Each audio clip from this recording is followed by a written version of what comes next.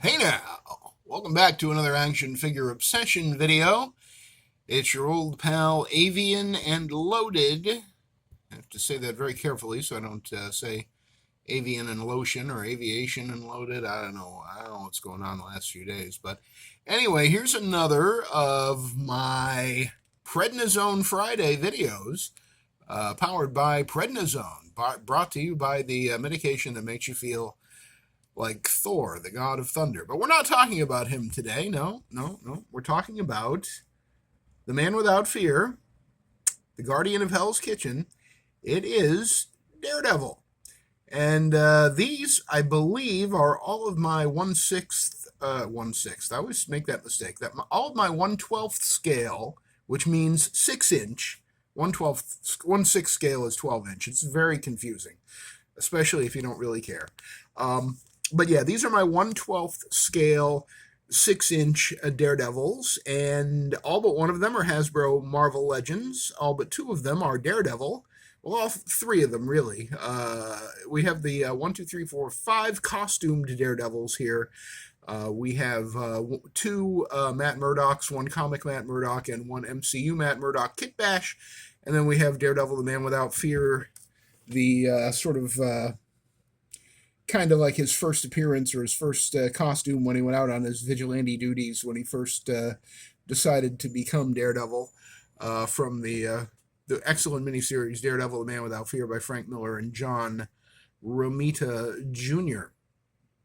Now, I didn't put a whole lot of thought into anything about this video now that I think about it, other than clearing the Avengers out of the photo booth corner here, which I did by lining them up along here. Yep, all my Avengers are over here now, awaiting me to figure out exactly how to display them on this table and have it look nice while, also dealing with this sea of other figures. But they are better organized now. They're organized by theme. For example, this is Mr. Knight and the Pips. This is a new music group that I formed, Mr. Knight and the Pips, right there in the center. You have my Mr. Knight Kit Bash on the Rose body, and then you have two Beyonder bodies, one with the Elvis Wolverine head and one with the Hitler Steve Rogers head with blonde hair. Then you got your gray agency guys and your scientists and your tracksuit mafia. Yeah, I'm gonna do this every time. Spider-Man people, AIM people, who other people? There's Nick and Dum Dum there. Oh no, there they go in real time. Okay, I'm gonna clean that up later. I'm just gonna pretend that didn't happen. It didn't happen. It didn't happen. It didn't happen. Oh my God, it's happened so many times in the last 12 hours. Anyway. Yeah, so how can I get all these guys into frame without doing it at an angle? Let's see. I got more room to work with here now. Whoops, so that's a little better. But I just want to talk about Daredevil because there are days when I think, he might be my favorite superhero. If not, it's Spider-Man, and if not, it's Captain America. And as you've seen, it's, just based on sheer numbers, it's either Spider-Man or Captain America. There's quite a few Daredevils that I wish I had that I don't have here. And I'll tell you who they are. I wish I had the VHS Daredevil with the cell shading, which is more like really comic book. What's that word for the scratching? All the scratching. Cross-hatching. Thank you. I knew it rhymed with scratching. It's more like comic book cross-hatching than it is actual cell shading, but that was the Daredevil and Hydro Man 2-pack. That Daredevil looks really cool, and it's the exact same as this Daredevil here, except it has the cool cross-hatching and makes up for the fact that this Daredevil doesn't really have gloves or boots delineated, and his chest emblem is barely visible, and that's really disappointing. That's the Daredevil, the Man Without Fear 3-pack Daredevil, the one that came with Bullseye and the white costumed Elektra. There's Dr. Banner hiding over there in the corner. Don't make him angry. You wouldn't like him when he's angry. But anyway, so Daredevil became one of my favorite superheroes pretty much the minute Frank Miller started drawing it back in the late 70s. It didn't hurt that he was being inked by Klaus Janson, who makes almost every penciler on Earth look better than they really are. And, Miller, when he started off at Marvel, he was a little rough with anatomy and stuff like that, but he always had a a sort of film noir sense of staging and scene and mood and lighting. And Jansen really was a good match for him on that. And so if you just ever dig out their entire run of Daredevil from Daredevil 158 until Daredevil 190 is the last issue with Jansen, but Daredevil 191 is Miller's last issue as writer and penciler. Terry Austin inks that, and that's also a very, very good issue, a landmark issue. Miller's final regular run issue of Daredevil. And then he came back for Daredevil Born Again a couple of years later. And that series with art by David Mazzucchelli is also well worth reading and is available in graphic novel form. I think so my favorite Daredevil stories generally are the Wally Wood era, very early on. I think he started drawing the book around issue 6 or 7. He was the one that invented the red costume for Daredevil. Before that, it was the garish sort of yellow and brown outfit as debuted in the Daredevil #1, which was penciled by Bill Everett. And then I think Tony Orlando, Joe Orlando, who was a mainstay at EC Comics. Joe Orlando, I think, drew a few issues of Daredevil before Wallace Wood showed up. And, I never made that connection before. But I think Orlando and Wood were friends, so there may be some sort of connection there. Because I think Orlando did a few issues and then Wood came on. And Wood really, his run was revolutionary. He immediately brought it into modern times in a way that Bill Everett, a Golden Age artist, Bill Everett was. He was the creator of the Submariner, or at least co-creator, I'm not sure. And he drew, most of the Golden Age Submariner stories, Prince Namor. And then Joe Orlando, I'm not sure when he started in comics, but it was probably the late 40s, early 50s. And even though Wally Wood may have been as old or older than those two, I'm not sure, but Wood just had a very modern sense of style for the early 60s, mid 60s. And he really made Daredevil feel more modern in a way that it didn't in its first few issues. And I love those first few issues, but once Wood shows up, that book really, really starts cooking. And then eventually, you get a long Gene Colan run, and Colan was great. I think John Romita drew some issues, John Romita Sr. And Gil Kane did a lot of great issues. There was a lot of nice work done on Daredevil before Frank Miller showed up, but Frank Miller, in many ways, is really what put that book on the map. It was never a top seller until Miller and Jansen took over the artwork, and then when Miller took over the writing about 10 issues after he started penciling it. It was just one banger issue after another for the rest of his run. And I totally fell in love with Daredevil. I think it's safe to say literally none of these action figures would even exist if Frank Miller had not taken over Daredevil. And Frank Miller, for a long time in the late 70s and the 80s, was probably my favorite comic book penciler. I loved Ronin, as weird and funky as that science fiction book that he did at DC. I enjoyed Batman: The Dark Knight Returns, but I do not think that it was...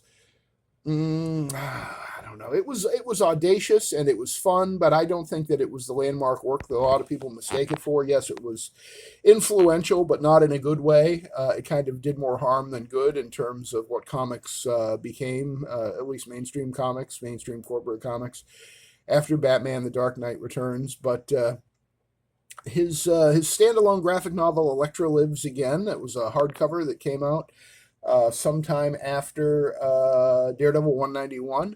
That is a really good book, a very cool book, Elektra Lives Again, and the art style is somewhere between Miller's original Daredevil art style and what it would become in Sin City. And Sin City is another thing that's problematic for me with Miller. I really enjoy the first miniseries, maybe the first 2 or 3 miniseries, but he gets way up his own ass eventually with Sin City, and obviously... I say it's obvious. It's obvious to me. A lot of people disagree with me, but I think after, as soon as Dark Knight, Batman: The Dark Knight 2, whatever that was called, that second one that he drew like he was trying to draw, Bugs Bunny cartoons on acid. That was the end of my love for Frank Miller, and he's never done anything since that has convinced me otherwise, that he's just lost it. He has lost it as a creator. I don't know what happened. I mean, it's clear that 9/11, he was living in New York City, and I think that screwed him up pretty good. But his work has really not done anything for me. I'm trying to think. I guess maybe the second or third Sin City miniseries was probably the last time that I was still digging his work. It makes me sad, how the quality of his work has declined, and the quality of his like the interviews that he gives and the things that he says. It's just sad. Um, and I don't hate him, but and his comic books made me very, very happy for probably a good decade.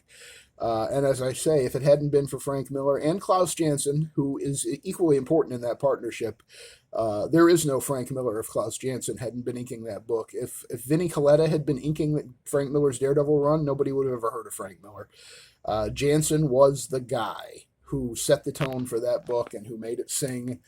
If you've ever seen Miller's raw pencils, especially when he stopped doing full pencils and he was only doing breakdowns, those books, when Janson was penciling over Miller's breakdowns, they did not look great, but they looked better than they would have looked if Janson had just inked those breakdowns without adding his own flourishes and his own touches and his own style, which of course was what he was being paid to do, was to turn those breakdowns into something better than they were, and he did a pretty good job. Anyway, yeah, so I'm just going to talk about each one of these, not in any particular order. I'm going to go in the order that they're in here, which doesn't really mean anything, but this is my Matt Murdock comic book kit bash. It has the walking stick from the MCU Matt Murdock. It has the body from the MCU Matt Murdock, actually, too. I just don't like the head that came on that body. It looks more like a drunken John Oliver than it does Charlie Cox, the TV show Daredevil or movie Daredevil. The thing I love about this most, this head was a pack-in with this Daredevil, the armored Daredevil. And, at the time that it came out, the only Daredevil that existed in filmed media was the Ben Affleck Daredevil movie. And I swear to you, from certain angles, and it is all about the angles, they say, you can see Ben Affleck in that face, can you not? There's a little touch of Ben Affleck in the same way that the Nick Fury 3-pack, the Nick Fury Sr. face, the face sculpt, there's a little David Hasselhoff in there too, which I think was the sculptor paying tribute to David Hasselhoff's S.H.I.E.L.D. TV movie where he played Nick Fury, I think in the late 80s, early 90s.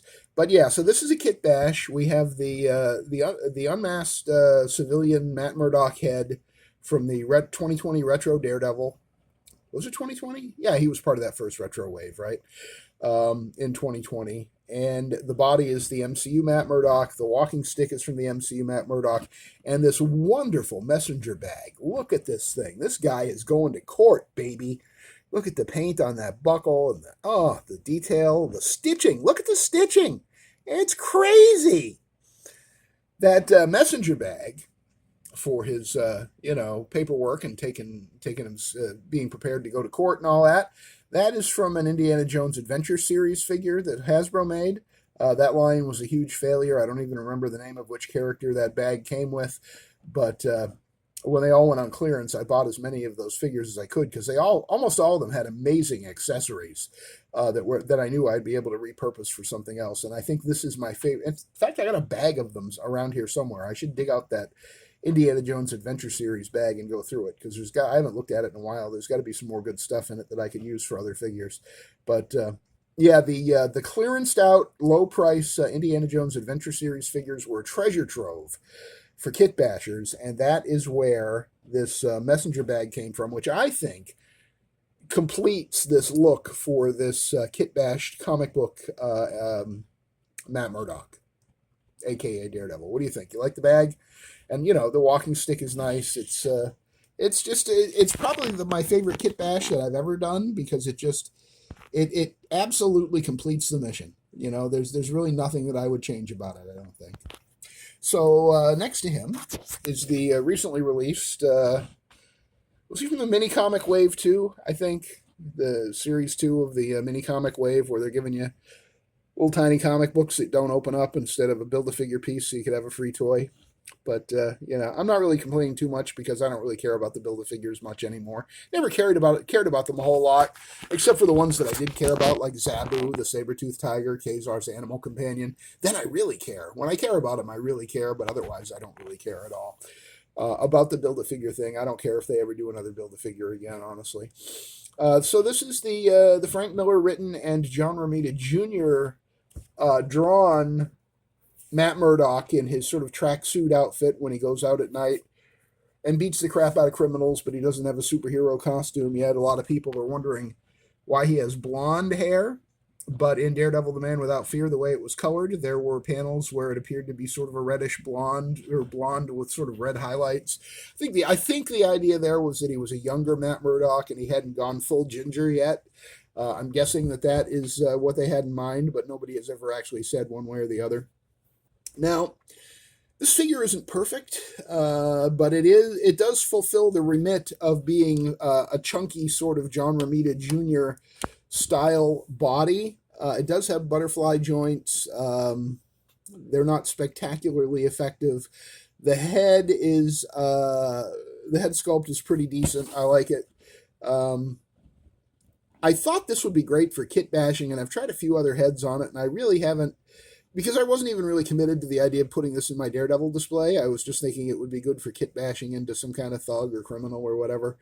But I've come to respect it for being what it is, which is, Daredevil's quote unquote first costume when he first became a superhero. Which of course that's all a retcon. I mean, this never appeared in the 60s. Retcon, if you don't know what that is, and I'm sure you do, but it's short for retroactive continuity. When they put something in a comic and say, yeah, it was always like this, we just never told you before. So when Miller and Romita Jr. did this story, they basically were rewriting history and giving Daredevil another costume that he had never actually had before in the comics. So anyway, I took a quick pause there to pick up everybody that fell over. The Ernie from NECA, or Ernie from Sesame Street, NECA Ernie, he fell over. That figure weighs like 80 pounds. I don't understand how that even falls over. I really don't. So here we have, and this actually was one of the first Marvel Legends that I bought when I started getting back into Marvel Legends. I found it at a comic book and toy show at the Holiday Inn at Lake George, New York, and it must have been around 2015, 2016. No, it would have been by 2015. By late 2015, I was back into buying them full time. So it might have been 2014, that comic book and toy show in Lake George. It's a different one than the one they have now, but it was still a good show, and they had a lot of Marvel Legends, and I could not resist. I am a sucker. You may or may not have noticed this yet, but I am a sucker for first appearance Marvel superheroes, and this almost perfectly captures the first appearance look of Daredevil in Daredevil #1, written by Stan Lee, I believe, hard to say, and drawn by the great Golden Age artist Bill Everett, who drew so many beautiful Prince Namor the Submariner stories for Marvel in the Golden Age in the late 30s, early 40s. And this is not... Daredevil is one of my favorite characters, and this is one of my favorite designs, but it's not one of my favorite action figures. It is on the Bucky Cap mold. It is old. It is like at least 12, 13 years old. The plastic feels like it's getting fragile. It's got those terrible, trademarked Hasbro floppy as hell, shitty Billy Club things that they've been saddling this character with since Hector was a pup. And there's not a lot to love about it. It's very short compared to some modern figures. I'm not really sure it scales well with, let's see, let's get a Captain America. Well, Captain America looks a little taller than him, and I guess that's reasonable. Super soldier formula and stuff. It doesn't look shorter there, but yeah, if I put his feet together a little more, maybe you can say, you know what? It always ends up going back to putting them back to back. That's the only way I can ever really make my case. And Daredevil, of course, is leaning forward because he has those god-awful Bucky Cap feet. Look how tiny those stupid feet are. I hate the Bucky Cap feet. I don't mind anything else about the Bucky Cap body, really, other than being too short, but those goddamn feet piss me off. So if I could just get his feet to work well enough that he'd be standing up straight, wouldn't that be something? God damn you, Bucky Cap. All right. Well, that's as close as it's going to get. I'll play fair. I think that he's tilting forward. I think the feet are going to give in. But you can see there on a fair playing field, he's definitely shorter than Captain America. But again, with the super soldier formula, fuck you, Daredevil. I said it. Just fuck you, Bucky Cap, and your tiny baby feet. I don't usually swear on this show, but it is labeled not for kids, so whatever. I didn't hate the Bucky Cap body for a long time, like a lot of people did, but I've come around to their way of thinking. There's a couple things they did right about this figure. Number one, they got the dots on the gloves and the boots. I like that. That looks like a Jesse Falcon touch to me. And also, and I don't know if I'll be able to show you this, but okay, so here's his chest with his big D on it, and that's comic accurate. And if you oh my God, it's so old that it'll barely go back. But they painted the D so that even if you bend them backwards, the paint doesn't break. So it still gives you that illusion of the costume. And I'm done with him. I'm so effing done with him. And I got another Bucky Cap here to go. Oh, God damn it. I'm going to put him kind of in the back here. If he falls over, maybe somebody else will help hold him up. You know what I'm saying? But anyway, let's talk about this guy.